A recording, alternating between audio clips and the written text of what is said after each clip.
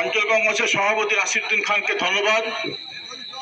উনি দুঃসময়ে এত বড় একটা সভা আয়োজন করেছেন এবং সত্যি দেখার মতন। লিয়াকত বলছিলেন শেরপুরে কয়েকদিন আগেও ভাবা যায়নি এত বড় মিটিং হবে, কিন্তু আজকে আমরা অভিভূত।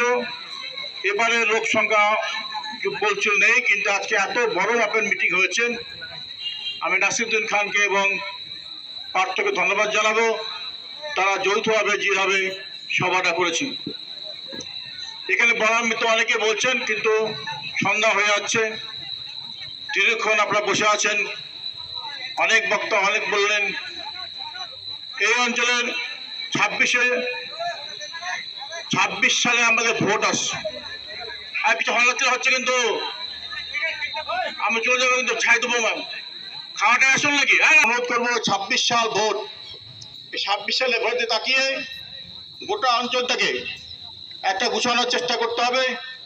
সামনে পূজা আসছে, পূজায় সবাই ব্যস্ত থাকবে।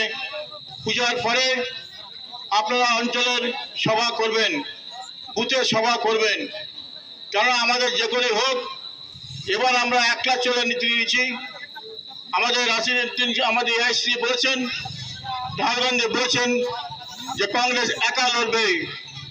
একা লড়ার ক্ষেত্রে আমরা এখানে প্রার্থী বাঁচতে হবে। এখন থেকেই আজকে হিমদা বিধানসভা কেন্দ্রের একজন যোগ্য এসসি ক্যাটাগরির প্রার্থী বাঁচতে হবে এবং সেখানে আমাদের জয়ী করে আনতে হবে। আপনারা দেখেছেন সত্যজিৎ ভবনের কথা শুনলেন, কিভাবে গ্যাস চুরি করেছেন, টাকা চুরি করেছেন, মাটি চুরি করেছেন, আজকে রেশনের জিনিস চুরি করেছেন। তো চুরি করার জন্য তৃণমূল কংগ্রেস করছেন সত্যজিৎ বর্মন। কিন্তু একটা আসল কথা আপনারা কেউ বলেন না, উনি তৃণমূল কংগ্রেস করতে লাভবান হয়েছেন। কি লাভবান আপনারা জানেন, সবাই প্রকাশ করেন না। উনি একটা দ্বিতীয় বিয়ে করেছেন। দ্বিতীয় বিয়েটা কিরকম হয়েছেন, যে একটা স্কুলে একটা ফাংশন হচ্ছিল, সেই ফাংশনে গানের টিম একটা আসছিল, একটা মহিলা খুব ভালো গান গাচ্ছিল। সত্যজিৎ বর্মনের খুব গান শুনতে ভালোবাসেন এবং গান শুনলে তালিম দেন, টাকা দেন, 100 টাকা 50 টাকা, তাকে 100 টাকা দিয়ে গেছে। চুরির টাকা, তো চুরির টাকা, রেশন টাকা চুরি, তৃণমূল টাকা চুরি, কাঠমান্ডির টাকা চুরি, সবাইকে খালি 100 টাকা দিয়ে গেছে মহিলাটাকে। তবে তিনি এমন প্রেমে পড়লেন, কলকাতা গিয়ে সহবাস করলেন, একটা ছোট সন্তান হলো, তখন তাকে বিয়ে করতে বাধ্য হলো এবং 5 কোটি টাকা ডিমান্ড করেছিলেন।